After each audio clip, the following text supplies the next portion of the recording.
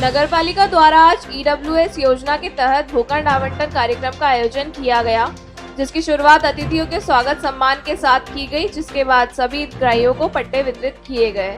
कार्यक्रम में सभी अतिथियों द्वारा अपना अपना भाषण दिया गया, जिसमें सांसद सुधीर गुप्ता ने अपने भाषण में बीजेपी सरकार की उपलब्धियों पर प्रकाश डालते हुए कहा कि भाजपा सबका साथ सबका विकास के सिद्धांत पर काम कर रही है। इसके साथ ही उन्होंने कांग्रेस पर जमकर निशाना साधा और कहा कि कांग्रेस ने नीमच के विकास के लिए कुछ नहीं किया है, जबकि भाजपा द्वारा सीआरपीएफ के लिए 100 करोड़ रुपए का निवेश किया गया है और नीमच के विकास के लिए ठोस कदम उठाए गए हैं। नीमच में अंग्रेजों द्वारा रेलवे स्टेशन बनाया गया था, जिसका कांग्रेस द्वारा कोई विकास नहीं किया गया, किंतु भाजपा की सरकार आने के बाद वर्तमान के रेलवे स्टेशन में विकास का कार्य देखा जा सकता है। सांसद ने कांग्रेस पर हिंदू मुस्लिम और जातिवाद का षड्यंत्र फैलाने का आरोप लगाते हुए यह भी कहा कि नीमच को आगे ले जाने के लिए लोगों को कांग्रेस की विभाजनकारी नीतियों पर ध्यान नहीं देना चाहिए। इस अवसर पर सांसद सुधीर गुप्ता, विधायक दिलीप सिंह परिहार, नपा अध्यक्ष स्वाति चोपड़ा, नपा उपाध्यक्ष रंजना परमार, हेमंत हरीत, सभापति वंदना खंडेलवाल, राकेश भारद्वाज, मीना जायसवाल, मंडल अध्यक्ष योगेश जैन, मोहन सिंह राणावत मंचासीन थे एवं किरण शर्मा, हेमलता धाकड़, मनोहर मोटवानी, संतोष चोपड़ा, साबिर मसूदी, मनोज माहेश्वरी, दारा सिंह यादव, नीरज अहिर, नीलेश पाटीदार, राजेश जायसवाल, भीम सिंह सैनी आदि कई पार्षद, आम नागरिक एवं नपा के अधिकारी और कर्मचारी भी मौजूद रहे। वहीं कार्यक्रम का संचालन विजय बाफना द्वारा किया गया। जीवन में एक तपस्या रहती है, व्यक्ति छोटे से बड़ा होता है, वो चाहता है कि अपना निजी निवास हो, अपने बच्चों को, अपने परिवार को, अपने भावी वंश को वो ठीक मुकाम दे सके। और मैं इसलिए भी प्रसन्न हूँ कि भारतीय जनता पार्टी की सरकारें व्यक्तिगत कल्याण के कामों में को करने के लिए हमेशा अग्रिम पंक्ति में रहती है। आज लगभग 25 करोड़ लोगों को गरीबी रेखा के ऊपर हम निकाल पाए हैं। 40 करोड़ लोगों के जीवन स्तर में सुधार हुआ है।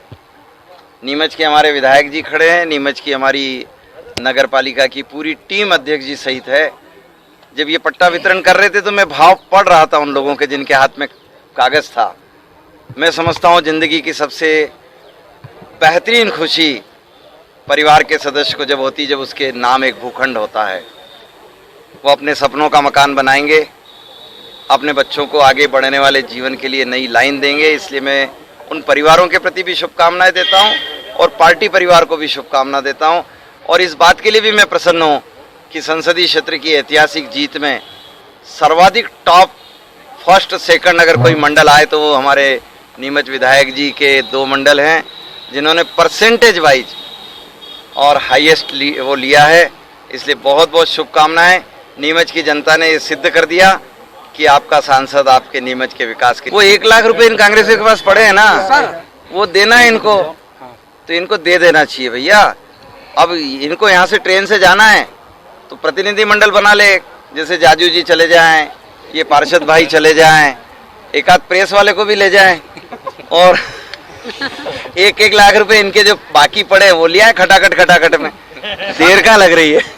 नहीं, मैं कांग्रेस के प्रति क्यों आक्रामक रहूंगा? मैं तो इस बात के लिए आक्रामक रहने वाला हूँ जीवन भर कि तुम हिंदू मुसलमान का विभेद करने की कोशिश कर रहे हो, तुम जहर डाल रहे हो, तुम जातिवाद का जहर फैला रहे हो और इसीलिए षड्यंत्र देश पहचान चुका है। तुम तात्कालिक कर सकते हो, लेकिन सच्चाई यह है कि भारत मोदी के साथ खड़ा है और ये सच सारी दुनिया ने पहचाना है।